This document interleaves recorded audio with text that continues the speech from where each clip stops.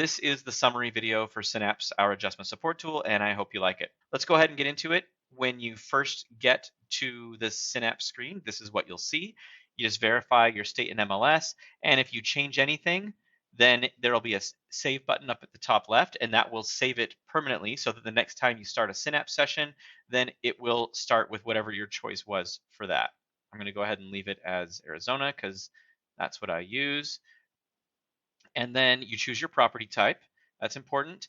And then here you choose your template. Now, templates work very similar to templates in your appraisal form filling software. So you can choose a template. That way, next time you go to use Synapse and you're using that template, then things will kind of be in a certain way. And then if you use a different template, they'll be in some other way. Let me just kind of show you. So you can click Template Management here. And these are the templates I currently have. And you can see one of them is for a different MLS. And then the rest are for my main MLS, which is Armless. And you can see I have one for a historic neighborhood in Mesa, others for rural, my regular old standard template, and then this particular community. I have one for that. And you can clone templates, make an exact copy, and do something else with it. You can delete a template, and obviously you can create one from scratch. So anyways, that's what templates are for. Make sure you use them. They should end up saving you hopefully quite a bit of time once you get into it and use those. All right, so I'm going to go ahead and pick my standard template, effective date, and then your session name. So whatever you want to call this session. And by the way, Synapse does save all of your sessions unless you go in and manually delete them. So at any point, you can go back in time and pull up whatever session you want. You can clone the session, reload it, and it will remember everything you had done in that session, even if it's a year ago. So yeah, I can click use existing session. Now I only have a few and they're new, but these are the sessions I currently have. You can search through them. So, at some point you'll have a whole bunch of sessions in here. You can search and say, what about that one on Delta? And it will pull up the one on Delta, or however you like to name them. Maybe it's your file number or whatever it is. You can just search that way. And you can see I can also clone sessions, make a copy. I can load them and I can delete them. So, and you can favorite them. So one day when you have a whole bunch, you can just show only your favorites and maybe help narrow things down. So that's how sessions work. Let's go ahead and start a new session. I'm just going to name this 123 East Main Street and click Start. All right, so now I'm on the dataset screen. You can see it has the name of my session here, and I can click anywhere there's that blue little triangle and rename it. So I can click here, change the name to whatever I want, or for my datasets, I can rename my dataset. So if this one is normally my competing properties, I can name that competing. And if this one is whatever, in fact, I'll just name it what I think I'm going to do in this video here. And this is just the properties in my sales grid, which I'm not necessarily recommending that this is how you have to do your data sets, although this one, definitely it's a good idea to include your competing properties. The others just vary on usefulness depending on what you're trying to get out of it. So I'm going to click the cloud icon here and choose that competing file. Now, I didn't have to click the cloud icon. Just like in Spark, you can drag and drop your files in as well. So just drag your file in, drop it, and you'll be good. You can see it loaded in my properties. It shows the oldest date for a property in there, the newest, lowest price, average, and high. I'm going to go ahead and do my big file, which is this one. And I think this has over 1,000. All right, and now I'm going to go ahead and load in the small one, which is only a few properties, 12. Again, not recommending that you load in only 12, but sometimes it can be helpful depending on what you're looking for and how similar or different they are. Okay, so now I've got my data loaded, and you can see we do have public records data and cost data. This is how we get results for the depreciated cost method, and this is how we supplement data where it might be missing in your MLS. Like in some MLSs, we might not get lot size or GLA or some other important thing, so we supplement your data with that. And you do have full control over when public records gets used for what feature and when it gets used when we use MLS data. Also, you can go and modify your properties. So I can remove all the properties I uploaded and I can modify them. So if I click in here, I can see all the properties I uploaded. I can see the data about those properties. I can go and look at more data. Anytime there's a red dot in the bottom right, that means there's a discrepancy between MLS and public records. So I can just click, use that one instead, and it will swap over and use the 1244 instead of the 1272 for that one. I can also swap the entire column of properties over from one data source to the other, and I can obviously delete properties and all that good stuff. So anyways, let's get out of there. And now let's go ahead and click, actually before I click done, just one more thing. If you do make a change here, like I renamed the data sets, you can click Save Layout, and then Synapse will remember that anytime you use that template going forward. Let's click Done. And then here, it will ask you a little bit of information about your subject property. Just going to enter that in. And this is all for depreciated cost so that we can calculate depreciated cost accurately. Now, you don't necessarily have to use the effective age or the age life method where you divide the effective age by the lifespan. You can also just click this, toggle over to the depreciation percent method, and just type in whatever physical depreciation percent you have already calculated for that. So I'm just going to go ahead and use this method. And in the future, we'll probably also have a third method, like a non-straight line version of this. So let's go ahead and move on. Actually, and also you can fully control the lifespan and quality ratings and how it all works right here by clicking this. The subject property has a basement. No, I don't have a basement. If I did, I would click that. I do have a garage, and it just asks me if it's attached, built-in, or detached. Click attached, and I'm done. All right, so now Synapse is crunching a whole bunch of data. It's calculating a whole bunch of different kinds of regression, paired sales, depreciated cost, group data, sensitivity on all three data sets on all of these features. So that's what just happened in that time while we were waiting. And now I'm ready to actually start determining what my adjustments are. And just keep in mind, Synapse does not tell you what the adjustment should be. That's why all these boxes are empty. It simply shows you the results of a bunch of math based on the data you upload and your settings, and then you reconcile that data and determine what the adjustment should be. So right now, you can probably see that things kind of look like they might be all over the place. So this video isn't going to go into detail on how you reconcile it, how you know what to throw out, how you know what to keep. I have other videos about that there, and also I haven't talked about it yet, but anytime you're not sure what to do, or if you have a question on something, of course you can click the gear icon and click contact us, give us a call or shoot us an email, or click the question mark icon and it will take you to our instructions and it will take you right to what you're looking at on the screen when you click the question mark. So I happen to be looking at the results screen. And so now I have a bunch of things I could do like, hey, how do I change my settings for paired sales? Or how do I do this? Or how does modeling work? And I can click that. It will take me to a detailed explanation of it. And I can also watch a short video on that particular topic, or sometimes a not so short video. All right, back to this. Let's go ahead and do it. So I know that I'm going to probably place more weight on the blue dots because those are my competing properties. They're most similar to my subject. And I can see that the green and the orange dots, which are either much less similar, these green ones, or very similar, but there's only 12. So I don't want to use those orange ones right now. So since they're so far apart from the blue ones, I know I don't really need to, I'm not going to place any weight on those. I'm just going to get rid of all those above $5 and I can cut them out. And by the way, when you gray out or cut out an area of the chart, what you're doing is you're telling Synapse that you are not placing any weight or consideration on those results. You're just basically tossing them out. They will go into your digital work file, but you're saying, nah, I'm not really going to place any weight on that and get rid of them. Just like you might put a bunch of comps in your sales grid, adjust them, and then realize one or two of those adjust way too high or way too low. It doesn't make sense. And so you just toss those. You do the same thing here. You just toss the results that don't make sense. Boom. So now I'm left with, and oh, and I didn't really show that well, but when you get rid of all that, so right now it's grayed out, and it's basically, I told Synapse I'm not placing any weight or consideration on those. When I use this snipping icon and I cut, that means that I'm just cutting out that grayed out area, and it will zoom in on the remaining area that's not grayed out. It doesn't really do anything else. It's just for ease of use for you. It doesn't have any other impact on Synapse or any results or anything when I snip it out versus just gray it out. So I'm going to snip it so it zooms in. You see the dots are a little bit more spread out now. I am going to get rid of that one that's really low. Not going to place any weight on that. And also that green one right there. And this is kind of what I'm left with. So I'm happy with this. I'm going to say I'm probably going to call it right around $2.50, sort of in the middle, probably placing a bit more weight on paired sales up here than on the others. Again, not to get into too much detail, but error scores, the larger the dot, the better the error score. And the dot that has the dark gray or black circle around it, that one has the best error score in that grouping. So this grouping right here below the hashed line, the best error score is this one. And the grouping up here, the best error score are these two. They're actually tied. You can see the error score is identical when you hover over the dots. So they're tied. Even though they are the green ones, the all SFR paired sales helped out because it normalizes things. And that got us, I'm just going to call it 250. I feel happy with that, and I can mark it done. And now one thing I want to show you is when I mark it done, I can click view comments, and Synapse can create comments for you. I mean, it's up to you whether you want to use them or not, but they are customizable.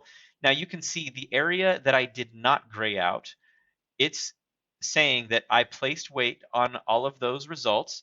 I considered them relevant, in other words, and the adjustment range was anywhere from $1.84 to $4.19, and I chose $2.50. These are the methods I used. And again, all customizable. So if you feel like that's too much information, I don't want to give the reader that much, I'll have it in my work file, but they don't need to see it in the report, then you can customize it. Get rid of some of it if you don't like all of it. Get rid of that maybe, or have nothing. It's kind of up to you how you want to do it. So anyways, that's how the comments work. I'm going to go ahead and hit cancel. But the reason I wanted to show you the comments actually is check this out. So I'm just going to do this randomly. I'm just going to pick 70 and hit done. Check it out. If I look at the comments on GLA, the adjustment range is $0 to $143. Now that is a gigantic range, but it's because if we go back here, I didn't gray anything out. That's all the results from all the methods. So this is not really helpful to me. I mean, I'm not deciding between $0 and 143. So I do need to narrow it down. And if you watch the other videos, you'll see different methods on how you can narrow things down. Maybe use error score, maybe rely more on one method in certain situations over others. Whatever you end up liking, just use that. And it may vary from feature to feature or market to market, but I am going to gray out at least those.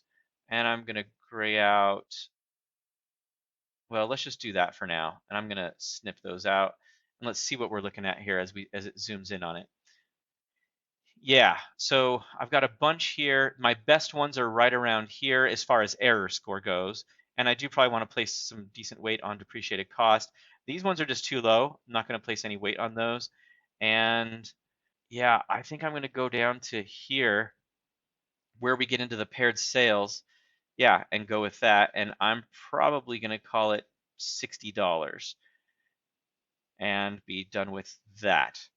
And so, again, if I go look at my comments, it says I chose $60, and the range of all the different results that I considered relevant is 49 to 69. And those different methods that I used are depreciated cost, true paired sales, 6 different types of simple regression. So anyways, that's it. And you can also, unlike in Spark, we don't have this feature in Spark yet, you can also add an additional comment. So I could click here and say something like most weight was placed on depreciated cost if I wanted to. And it adds that comment right there. And I can also save that if I want to. So that comment will go in every single time. So when I click done, it'll say, do you want to save that to your template? And if I hit yes, then it will save that additional comment I just made. Okay, so now what? So now I can go through and continue determining adjustments for these. And you can see, before I get into that more, you can see that some of these have a lot less dots or results on the screen than others. And that's because, for example, in this one, this is half bath, and none of my competing properties or sales grid properties have a half bath. So I don't really even need that adjustment. So I could just click this X and remove it. I don't need it to be there. But another thing I wanted to show you is if you're ever hesitant and you're like, why am I not getting the results I was expecting? Or why are there so few dots? You can hover your mouse over this little yellow icon and it shows you the results that are not showing up in the screen. Because Synapse will still try and calculate everything, but it just might not be able to. And you can see as I scroll down here, for example, least median of squares on all SFR, meaning all the single family homes that I uploaded, that green data set, the result for half bath was $190,000, which is a ridiculous result. And I actually have a setting that says that anything that's over X percent of the average or median sale price of the properties I upload, just delete it because I don't need to see that result for half bath.